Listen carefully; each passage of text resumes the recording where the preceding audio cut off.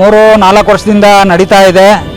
ಇಲ್ಲಿ ಸಣ್ಣ ರೈತರಿಂದ ಹಿಡಿದು ಕೂಲಿ ನಾಲಿ ಮಾಡ್ಕೊಂಡರಿಂದ ಹಿಡಿದು ಆಮೇಲೆ ಎಕ್ಸ್ ಆರ್ಮಿ ಏನಿದೆ ಇಂಡಿಯನ್ ಆರ್ಮಿ ಅಲ್ಲಿಂದ ರಿಟೈರ್ಡ್ ಆಗಿರೋರು ಈಗವನ್ನ ವರ್ಕ್ ಮಾಡ್ತಾ ಇರೋರು, ಆಮೇಲೆ ಕೆಲವು ಸರ್ಕಾರಿ ಕೆಲಸದಲ್ಲಿರೋರು ಗೌರ್ಮೆಂಟು ಸೆಂಟ್ರಲ್ ಗೌರ್ಮೆಂಟ್ ಅಲ್ಲಿರೋ ಎಜುಕೇಟೆಡ್ ಪೀಪಲ್ ಎಲ್ಲರೂ ಸೇರಿ ಇದಕ್ಕೆ ಇನ್ವೆಸ್ಟ್ಮೆಂಟ್ ಮಾಡಿದ್ದಾರೆ. ಹಣದ ಸ್ವಲ್ಪ ಹೆಚ್ಚಿನ ಓಕೆ ಬಡ್ಡಿ ಬ್ಯಾಂಕಲ್ಲಿಟ್ಟರೆ ಕಡಿಮೆ ಬರುತ್ತೆ, ಇಲ್ಲಿಟ್ಟರೆ ಅಟ್ಲೀಸ್ಟ್ ನಮ್ಮ ಜೀವನ ಏನಾದರೂ ಏನೋ ಸ್ವಲ್ಪ ಏನೋ ಒಂದು ಆರ್ಥಿಕವಾಗಿ ಒಂದು ಸ್ವಲ್ಪ ನಾವು ಸ್ಟ್ರಾಂಗಾಗಿ ಆಗ್ತೇವೆ ಅನ್ನೋ ಒಂದು ಆಸೆಯಿಂದ ನಾವು ಇನ್ವೆಸ್ಟ್ಮೆಂಟ್ ಮಾಡಿದ್ವಿ. ಈಗ ಅದು ಈಗ ಹೆಚ್ಚು ಜಾಸ್ತಿ ಕಲೆಕ್ಟ್ ಆಗಿದ್ದು ಇತ್ತೀಚಿನ ಒಂದು 4-5 ತಿಂಗಳಲ್ಲಿ.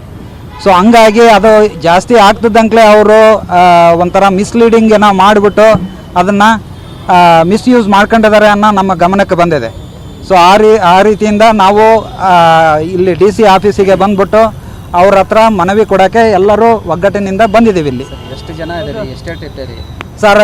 ಹೆಚ್ಚು ಕಮ್ಮಿ ಒಂದು 3,500 ಜನ ಕ್ಲೈಂಟ್ಸ್ ಅದಾರೆ ಎಲ್ಲ ರೀತಿಯಿಂದಲೂ ಸೇರಿ. ಆಮೇಲೆ ಒಂದು 165 ಕೋಟಿ ಕಲೆಕ್ಷನ್ ಆಗಿದೆ ಸರ್.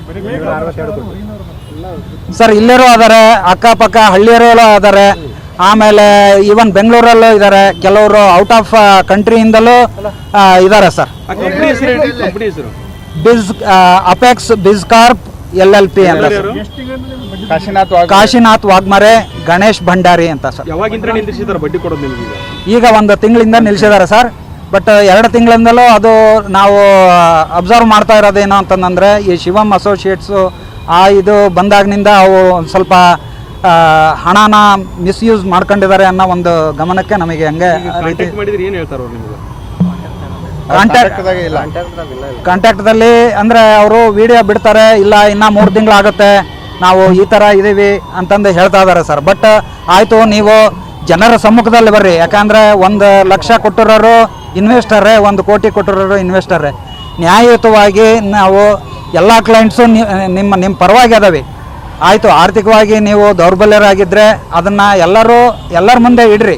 ಏನು ಬ್ಯಾಲೆನ್ಸ್ ಶೀಟ್ ಇದೆ, ಫೈನಾನ್ಸು ಎಲ್ಲಿ ಹೋಗಿದೆ, ಕ್ಯಾಶ್ ವಿಡ್ರಾಲ್ ಯಾರ್ಯಾರು ಮಾಡ್ಕೊಂಡ್ರು, ಅದನ್ನೆಲ್ಲ ನಮ್ಮ ಜನರ ಮುಂದೆ ಇಡಬೇಕು, ಅಂದರೆ ನಮ್ಮ ಕ್ಲೈಂಟ್ಸ್ ಮುಂದೆ ಇಡಬೇಕು.